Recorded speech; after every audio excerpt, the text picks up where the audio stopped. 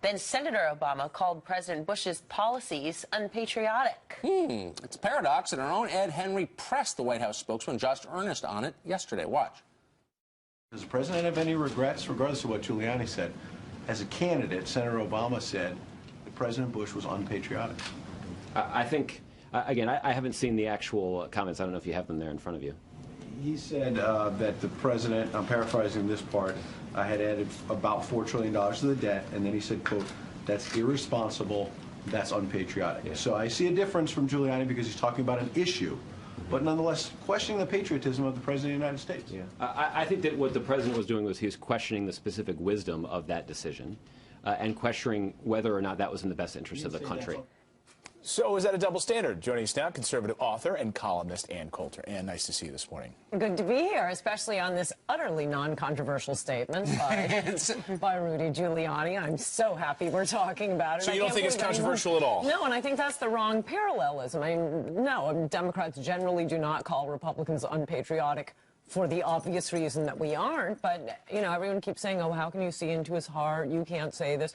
Gosh, they sure call us racists a lot. Can they see into our hearts? And that's based on what? Because Republicans want to cut taxes, whereas the fact that Democrats generally do not love their country, I would base on things like Obama expressly rejecting American exceptionalism, his Attorney General, Eric Holder, saying we're a nation of cowards and constantly finding racists under every bed, investigating this police department and that police department for racism. I mean, you can, to defend yourself by saying, well, you can't see into someone's heart. Right. Domestic threat of right-wing extremists. Okay, there we go. But they love America. Come on! That's the evidence of the first part. They instantly go to blame an American. That's what they did with Benghazi. Oh, it wasn't the Muslims. It was this poor hick American in California. Well, isn't that blame an American. They imagine the center of the country is filled with dangerous hillbillies. Oh, yeah. This is a long-standing trend with Democrats. Remember Janet Reno's big thing was going after peaceful abortion clinic protesters? That's their big thing. They really think there is this mob of hooligans. The law and order vision of America, where New York City is apparently crawling with clanners.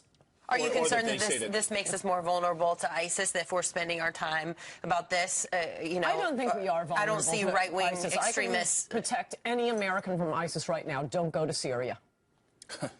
Problem solved. You don't think that ISIS is not 9/11? Can you stop talking about ISIS? The fear of them coming across the border? They were all in Syria, and this last one was apparently a big Hamas supporter. So, you know, don't be a terror supporter. Do not fly to Syria. But wait a second. So you have massive portions of Iraq and Syria under the control of a millennial Islamic cult. How can that be good for the United States? Well, it was solved under George Bush. We had a fantastic war in Iraq. I think it was the last person still defending it. We had democracy. We had, you know, the Kurds. Well, the Kurds will probably still be okay. So that's the one good thing we got out. But we had Fallujah. We had... They're voting. They're showing their purple fingers. Afghanistan, the Taliban had been wiped out. Everything was done. And Obama comes in, gives away our victory in Iraq, and for no reason whatsoever sends more troops to Afghanistan. So I now think the whole thing, and also who died there, the best Americans, the people like American Sniper. I mean, if people like, you know, Frank Rich going, maybe I wouldn't be such a pacifist now. But what's the point? Even if you have a fantastic military victory, a Democrat president will come in and give it away. So next time I say liberal use of nukes, daisy cutters, drones, but there's no point, even a great victory like Iraq. Ann Coulter. Amazing. I still can't get past the